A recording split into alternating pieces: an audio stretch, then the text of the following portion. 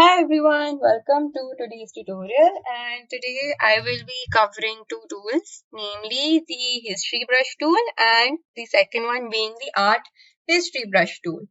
Now these two tools are a little bit similar to each other, but these two tools have different functions altogether.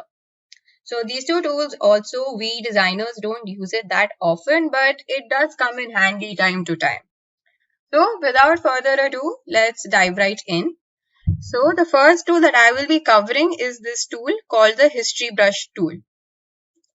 So it's right over here, and I'll be covering this one right here, which says the history brush tool. Right. So as you can see that I already have this image opened up of this underwater sea. Right. So if I come over here to my history panel over here, you can see that this history brush is open. Right.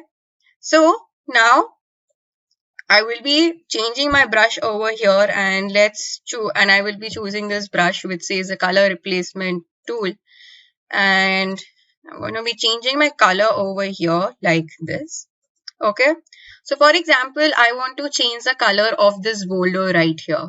Okay, so I'm going to just reduce the size of my brush, and with the help of the color replacement brush, you can just color it like this. Okay, so for example, I colored this boulder to be brown like this. And if I let go, you can see that the history brush tool automatically detects and automatically updates the history over here.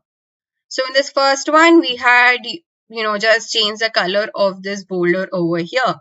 So similarly, we can change the colors like this and give the boulders a different color altogether like this. And each time we make any particular change, be it for changing the colors, or if I crop the image or add any type of filter to this image, every step, every tool will get recorded over here in this history panel over here.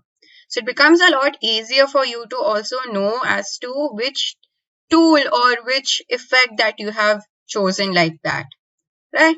So I'm going to go a little wild and I'm going to show you as well. So for example, I have the color green, and then you can just use this green color to change the polar color over here like that. Okay. Now, so for example, I want the effects to stay the way it is, right? And I want to kind of save it in a way, right? So I'm going to select this camera icon right here, which actually takes a snapshot like this. And the snapshot comes over here as well. As you can see, the snapshot one. The snapshot one has all the original colors that we had used right here, right? So this snapshot one is going to be there as a backup. So now in case if I want to try out some different colors and see which colors will look best, right? So you can go ahead and also just change the colors like this, and then just color it on top of your original one like this probably. And let's keep changing the colors so that you know as to what I'm trying to do. So like this purple color will come over here on this boulder like this, like over here, right? And for example, let me change the color again to a slightly reddish color and probably change the boulder over here to red like this. Okay. So now if I want to see my earlier snapshot, I can just select this like here, right? Or if I come back here, or yeah, so if I come back here to this last color replacement tool over here, I can see that this is the updated one. So I can also take a snapshot of this as well. And the snapshot too also comes up right over here, and you can actually see a small preview of this as well. So this was the history brush tool. Alright.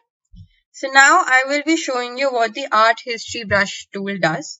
So let me just open up a different image this time so that it becomes easier for you to see as to what I'm trying to depict, right? So for example, I have this image of a skyscraper opened up. right?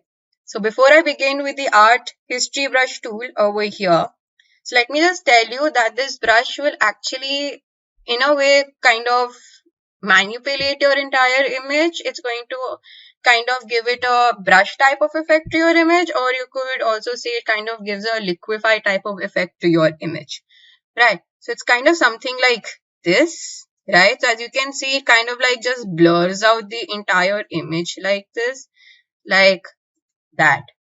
Okay, so of course you can play around with the opacity as well, bring the opacity down, let's say to 10%, and also play around with the style over here, right?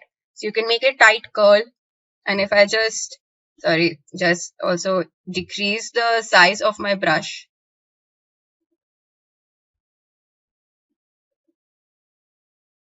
from here.